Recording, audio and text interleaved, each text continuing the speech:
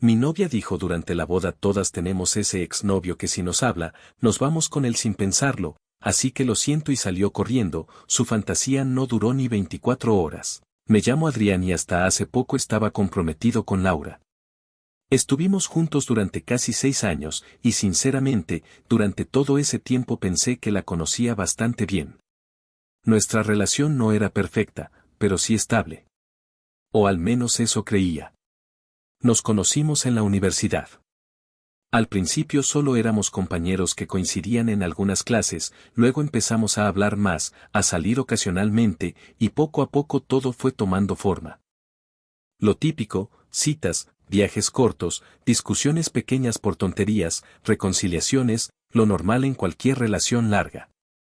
Con el tiempo decidimos mudarnos juntos. Fue un paso importante, pero lo tomamos con naturalidad. Aprendimos a convivir, a repartir responsabilidades, a discutir por cosas como quién olvidó sacar la basura o quién gastó de más ese mes. Nada fuera de lo común.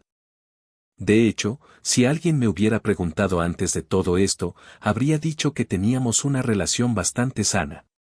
Por eso, lo que ocurrió el día de la boda fue algo que jamás habría imaginado.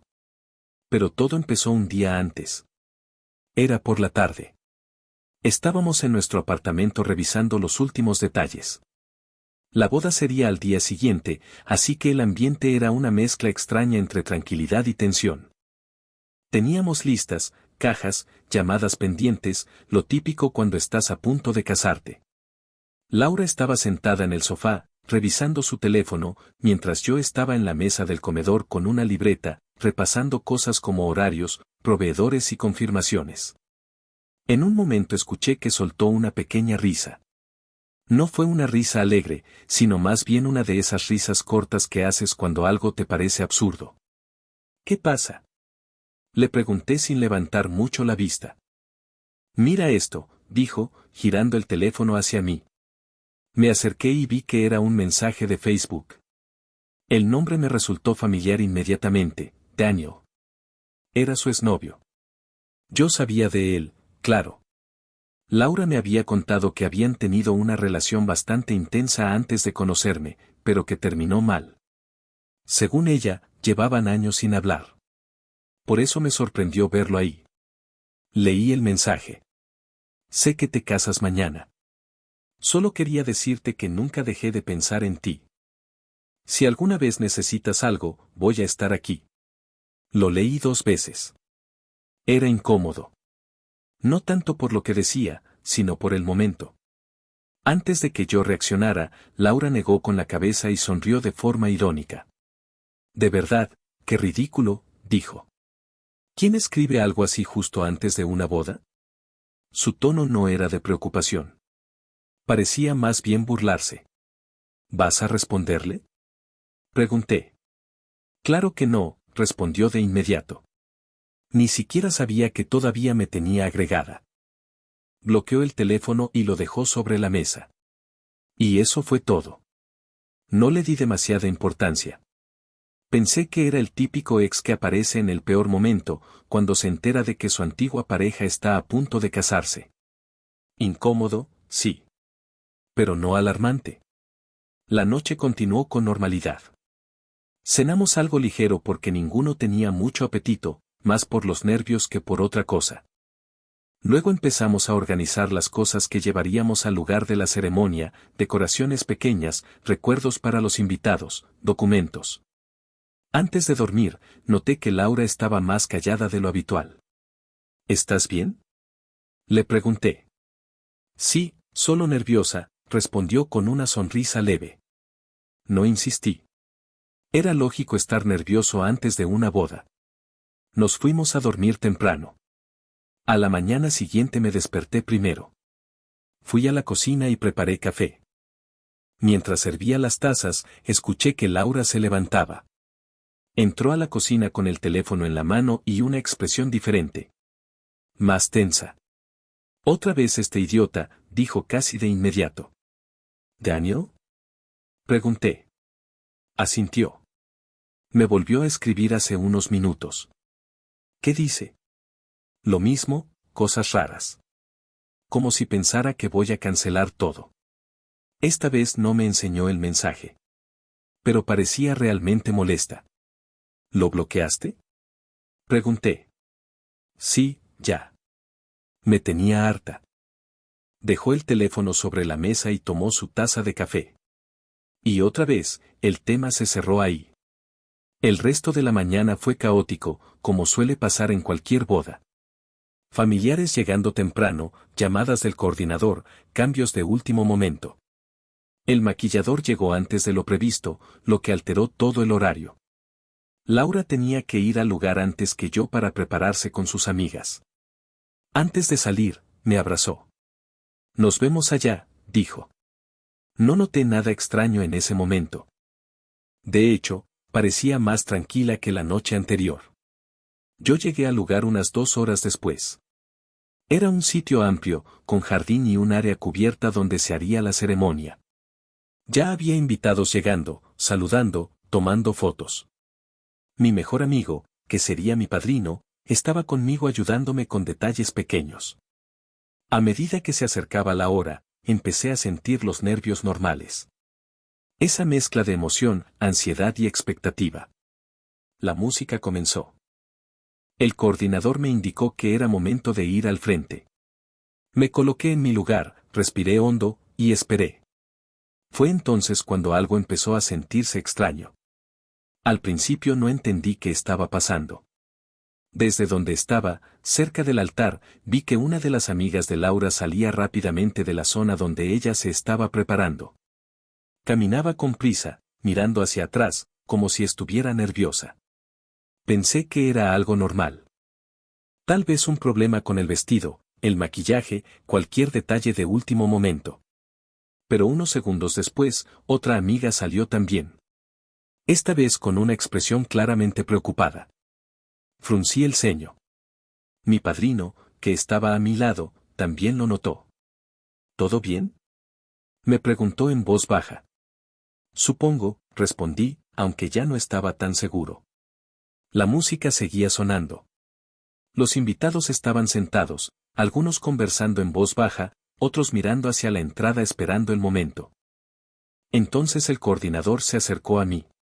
Su expresión ya no era relajada como antes. Necesitamos unos minutos, me dijo en voz baja. ¿Qué pasa?, pregunté. La novia no se siente bien. Probablemente son los nervios. Asentí, aunque algo dentro de mí empezó a incomodarse. Miré hacia la zona de preparación, pero desde ahí no podía ver nada con claridad. Pasaron unos minutos. Los murmullos comenzaron entre los invitados. La música continuaba, pero ya no lograba ocultar la tensión en el ambiente. Entonces la vi. Laura salió finalmente. Pero no como estaba planeado. No caminaba sola hacia el altar.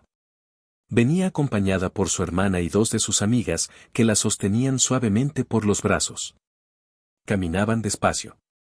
Y cuando se acercó lo suficiente, lo noté. Estaba llorando. No eran lágrimas discretas. Estaba claramente alterada. Su maquillaje empezaba a correrse, y su respiración era rápida, como si estuviera intentando controlarse. Sentí un vacío extraño en el estómago. Di un paso hacia adelante. ¿Qué pasa?, pregunté. Se detuvo a unos metros de mí. Sus amigas le susurraban cosas, intentando calmarla, pero ella apenas reaccionaba. Durante unos segundos, nadie dijo nada. El silencio se volvió incómodo. Pesado. Entonces habló. No puedo hacerlo. Su voz temblaba. Sentí como si todo alrededor se apagara por un instante. ¿Qué quieres decir?, pregunté, intentando mantener la calma. Ella bajó la mirada, y luego volvió a levantarla. No quiero casarme. El murmullo entre los invitados fue inmediato. Algunas personas se miraron entre sí, confundidas. Otras simplemente se quedaron en silencio. Yo no reaccioné de inmediato. Era como si mi mente necesitara unos segundos más para entender lo que acababa de escuchar. Laura, empecé a decir. Pero no terminé la frase.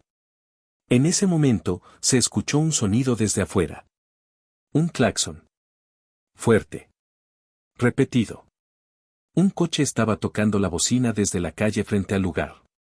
Varias personas giraron la cabeza hacia la entrada. Laura también. Y fue entonces cuando dijo algo que, incluso ahora, me cuesta procesar. Respiró hondo, y aunque su voz seguía temblando, habló lo suficientemente alto como para que todos escucharan. Todos tenemos a esa persona que, si vuelve, nos hace dudar de todo, y yo no puedo ignorarlo. El silencio fue absoluto. Nadie se movió. Nadie dijo nada. Durante un segundo, parecía que el tiempo se había detenido. Luego, sin decir una palabra más, Laura levantó ligeramente el vestido de novia con ambas manos. Y salió corriendo. Directo hacia la salida. Hacia el sonido del coche. Algunas personas se levantaron de inmediato. Otras se quedaron completamente inmóviles. Una de sus amigas salió corriendo detrás de ella. Otra se quedó en su lugar, pálida, sin saber qué hacer. Yo no me moví. Mucha gente después me preguntó por qué no corrí detrás de ella. La verdad es que en ese momento no sentí nada claro. Ni rabia. Ni tristeza. Ni ganas de detenerla. Solo una sensación extraña. Vacío. Como si todo lo que había estado construyendo durante años desapareciera de golpe, y mi mente no supiera cómo reaccionar. El coordinador empezó a hablar con el personal, intentando mantener el control de la situación. Los invitados comenzaron a levantarse, algunos acercándose a mí, otros simplemente saliendo en silencio. Entonces escuché a alguien llorar. Era la madre de Laura. Estaba en la primera fila, cubriéndose el rostro con las manos. Lloraba de una forma que no parecía solo vergüenza. Era desesperación. Su padre, en cambio, estaba completamente inmóvil. En algún momento cruzamos miradas. Su expresión era, vacía. Muy parecida a la mía. Mi padrino se acercó y puso una mano en mi hombro. Adrián, dijo en voz baja. No terminó la frase. No hacía falta. Después de unos minutos, el coordinador volvió a acercarse. Lo mejor será suspender todo, dijo con cautela. Asentí. No había nada más que hacer. La ceremonia había terminado antes de empezar. Las siguientes horas fueron extrañas. El lugar que hacía poco estaba lleno de música, conversaciones y expectativas, empezó a vaciarse lentamente. Los invitados se despedían con incomodidad, algunos intentaban decirme algo, otros simplemente me daban una palmada en el hombro y se iban sin saber qué decir. Escuché muchas veces la misma frase. Lo siento mucho. Yo solo asentía. No tenía energía para responder. Mi familia empezó a encargarse de los aspectos prácticos. Había proveedores que cancelar, pagos que revisar, decisiones que tomar en medio del desastre. El salón, la comida, la decoración, muchas cosas ya estaban pagadas y no había forma de recuperarlas. Pero en ese momento, sinceramente, el dinero era lo último que me importaba. Mi madre insistía en que nos fuéramos. No tienes que quedarte aquí, me dijo varias veces. Pero me costaba moverme. Finalmente, cuando ya casi no quedaba nadie, acepté irme. Regresé solo al apartamento. El silencio fue lo primero que noté. Un silencio incómodo. Pesado. Todavía había cosas relacionadas con la boda por todas partes, cajas con recuerdos para los invitados, bolsas con decoraciones, algunas flores que habíamos llevado de más. Todo parecía fuera de lugar. Como si perteneciera a otra realidad. Me senté en el sofá y dejé el teléfono sobre la mesa. No revisé mensajes. No abrí redes sociales. No quería ver nada. No quería explicaciones. No quería hablar con nadie. En algún momento debí quedarme dormido ahí mismo. No sé cuánto tiempo pasó. Pero me despertó el sonido del teléfono. Era de madrugada. Miré la pantalla. Número desconocido.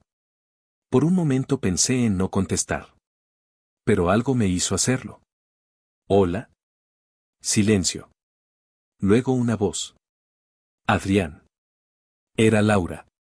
Su tono era diferente. No estaba llorando. Pero se notaba tensa. ¿Qué quieres? Pregunté. Hubo una pequeña pausa. Sé que no tengo derecho a pedirte nada, pero necesito que me escuches. No respondí. Ella continuó rápidamente, como si temiera que colgara. Estoy en una comisaría. Fruncí el ceño. ¿Qué? Me detuvieron. Me incorporé en el sofá. ¿De qué estás hablando?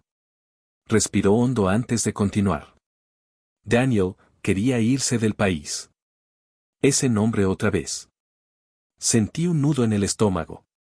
Por eso me buscó, continuó. Quería que me fuera con él.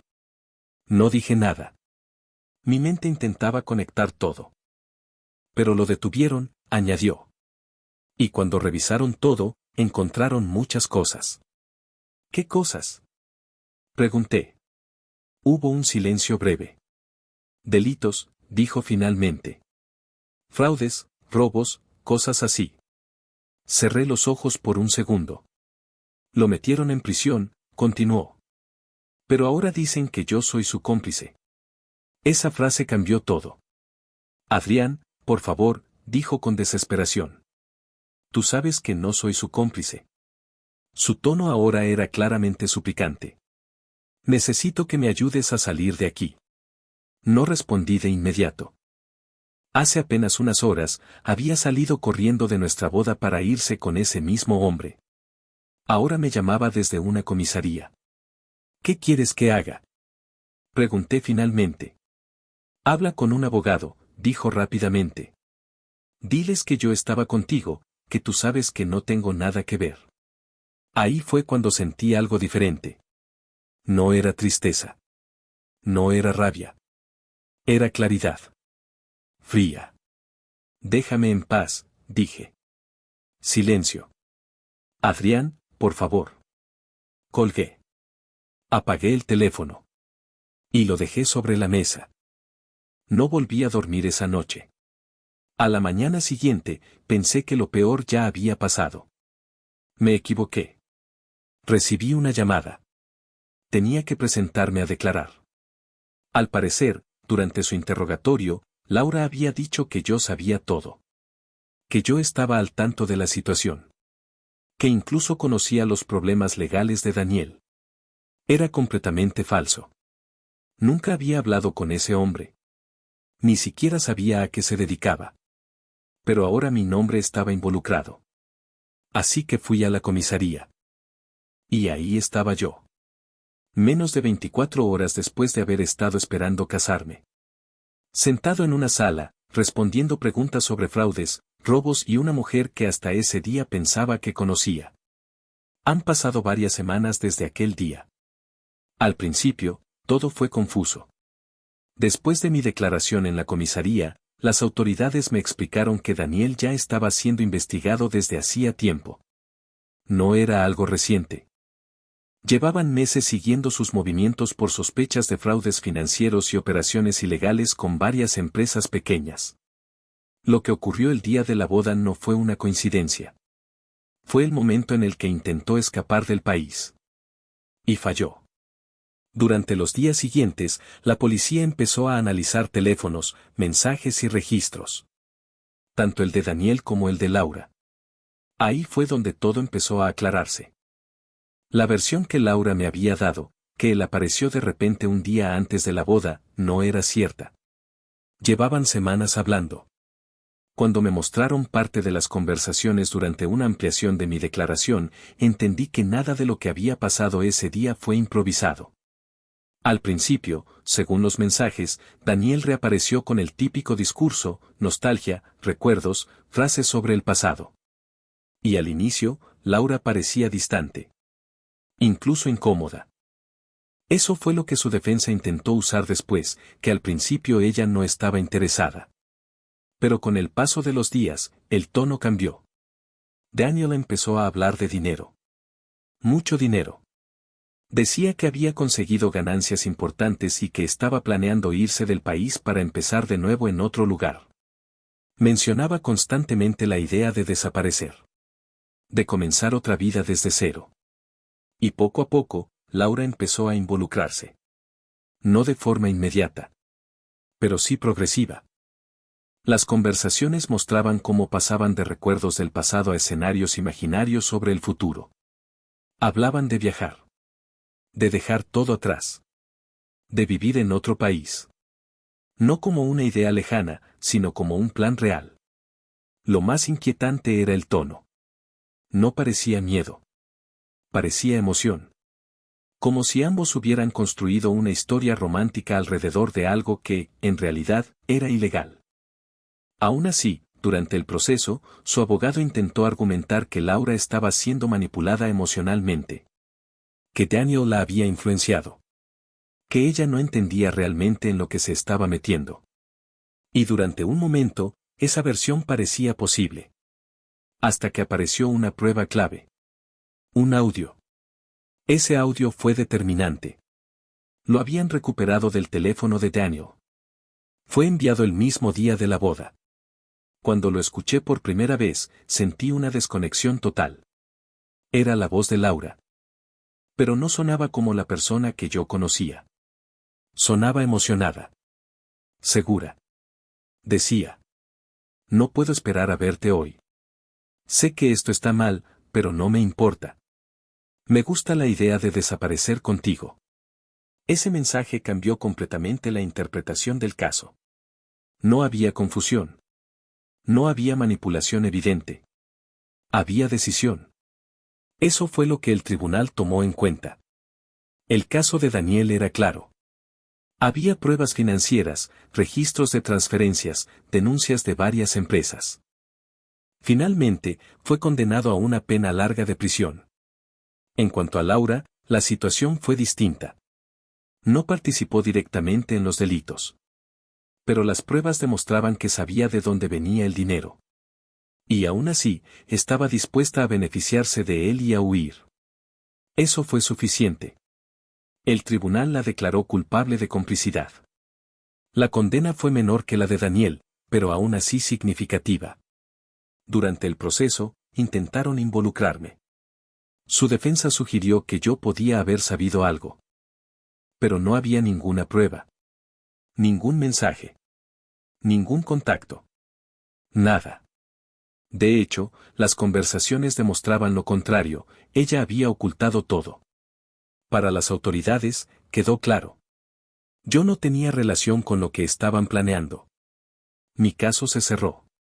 Legalmente, todo terminó ahí para mí. Solo fui testigo. Pero a nivel personal. Fue otra historia. Las primeras semanas fueron extrañas. No sentía lo que esperaba sentir. No lloré. No me derrumbé. Era más bien una sensación de desconexión. Como si todo hubiera sido demasiado absurdo para procesarlo de forma normal. A veces vuelvo a ese momento. A cuando estaba de pie frente al altar. A cuando ella dijo que no podía hacerlo. A cuando salió corriendo. Y ahora, con todo lo que sé. Todo encaja. No fue una decisión impulsiva. No fue un ataque de nervios. Fue el final de algo que ya llevaba semanas ocurriendo a mis espaldas. Ella ya había tomado su decisión. Mucho antes de ese día. Simplemente eligió el peor momento posible para hacerlo. Mucha gente me ha dicho lo mismo. Tuviste suerte. Y tal vez tienen razón. Si esto hubiera pasado después de casarnos, las consecuencias habrían sido mucho peores. Así que, de alguna forma extraña, todo ocurrió en el momento justo. Doloroso. Humillante. Pero necesario. Mi vida cambió completamente en un solo día. Pero ahora, mirando hacia atrás, hay algo que tengo claro. No perdí a la persona correcta. Evité quedarme con la equivocada.